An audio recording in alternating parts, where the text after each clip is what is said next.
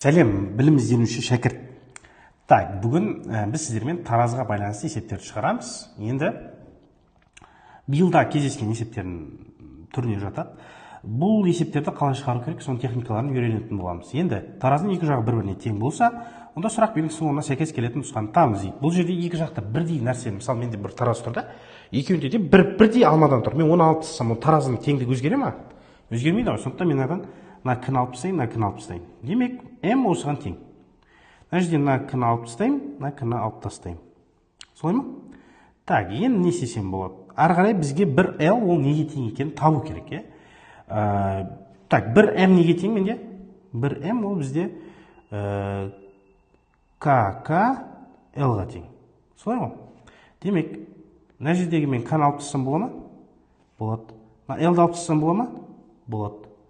Енді мына m неге тең? KKL дегенді осыдан білдім. Мына 2KL-ға мынанда 2KL жазсам бола ма орнына? Болады. Сосын мына l-ді алып тастасам. Демек, бір l неше k-ға тең болды? Мына жерде 2k бар, мына жерде 1k бар. Демек, 3k-ға тең. Болды? Жауабы болады. Түсінікті ме? Сосын балалар мына сабақтарды қайталап қарасаңыз, негізі андай ғой, бірден түсінбеуіңіз мүмкін. Неше жойып тастағанымыз түсіндік. Одан кейін m-нің орнына әкеліп ауыстыра алам, тең нәрселердің орнына ауыстыруға болады. Мысалы, сіз ана продуктовый не сататын, көкөніс жеміс сататын магазинге барасыз ғой, сол кезде дүкенге барған кезде сіз андай бағалары бірдей болатын нені бірге араластырып сала бересіз ғой. Сосын анам орнына алып басқа нәрселерді салуға болады, тең нәрселерді. Тура сол сияқты мына жерде m бізде ол KKL-ға тең ба, сол KKL-ді қойып шықтық. Таразының екі жағы бір-біріне тең болса, онда сұрақ белгісіне сәйкес келетін нұсқаны табыңыз. Так, мұнда ешқандай нәрсені жоя алмаймын. Мұнда да ешқандай нәрсені жоя алмайды екем. Так, қызық.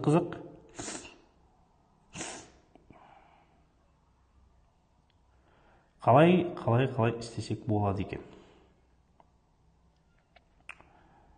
Мен бүйтсем. Мұна екеуін қосып жүрсем. Екеуін бірге қосып жүрсем. Так, мынандай болады. Одан кейін үш бұрыш болады. Одан домалақ болады. Ол теңдік өзгермейді ғой, екі тең нәрселерді қосып жатырмын. Мынандай. Сосын үш бұрыштарды алып тастаймын екі жақтан. Мынаны алып тастаймын, сосын мынаны тоже алып тастаймын. Демек, үш домалағымыз неге тең болып қалды? Бір үш бұрыш пен бір квадратқа тең болып қалды.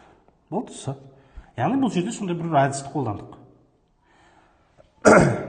Таразының екі жағы бір-біріне тең болса, так, m бізде KKL болып тұр, бізге 5L-ді табу керек екен. Бұл жерде де тура жаңағы әдісті қолданып көрейінші.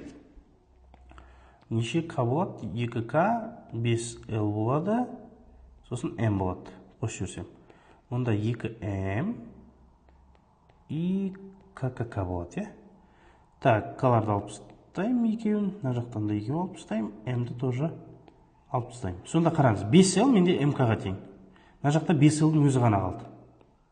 Дұрыс па? Мына жерде m-ға қалды. Сонда 5L m-ға тең, немесе km. Орын маңызды емес. Мұнда қалай? Бұл жерде, так, мына 2k-ні алып тастаймын. 2L-ді алып тастаймын. Потом бір m-ді алып тастаймын. Сонда KK ол LM-ға тең екен. Енді мұнда нені алып тастаймын? Мұнда 3m L-мен қосып алып тастаймын. Так, 3m кетті, 1L кетті. Енді K-ны алып тастаймын.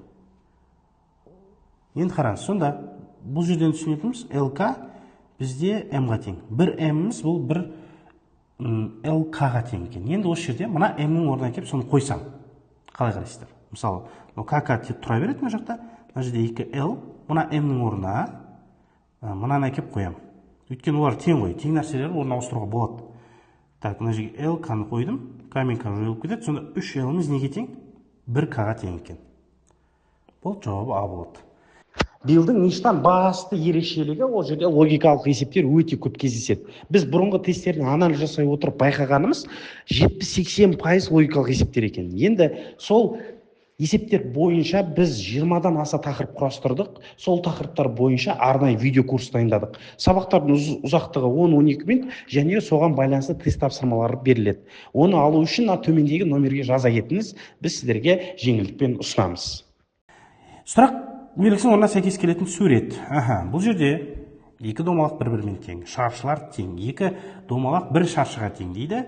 Екі шаршы бір үшбұрышқа тең дейді. Енді осыған тең болатын нелерді қарау керек екенбіз. Қайсылар сәйкес келеді, Так, енді бұл жерді қалай істесек болады? Біз мысалы мына екеуінің тең емес екенін көрсету. Мысалы мына үшбұрыштың орнына әкеліп мен екі шаршыны қоя аламын ғой. Алып тастап. Өйткені мына жерден мына есептің берілгені ғой бізде. Ол екі шаршыны мен қойғанымен ол кезде мына екі шаршы бір домалағымен бар, бұл екеуі тең емес. Яғни сәйкес келмейді бұл. Солай ғой. Енді бір үшбұрыш бізде екі шаршыға тең, ал шаршы мен домалақ тең ба? Мына жерге екі шаршыны қойып жүрсем, шаршы мен домалақ тең ба? Тең емес, демек келмейді. Бір үшбұрыш бізде екі шаршыға тең. Екі шаршыны қойып жіберейін. Так, бізде бір шаршының өзі екі домалақ. Значит, жерде төрт домалақ болу керек. Төрт домалақ пен үш домалақ тең емес, бұл да келмейді. Яғни, сөйтіп әр нұсқаны қарап шығамыз ғой бұл жерде.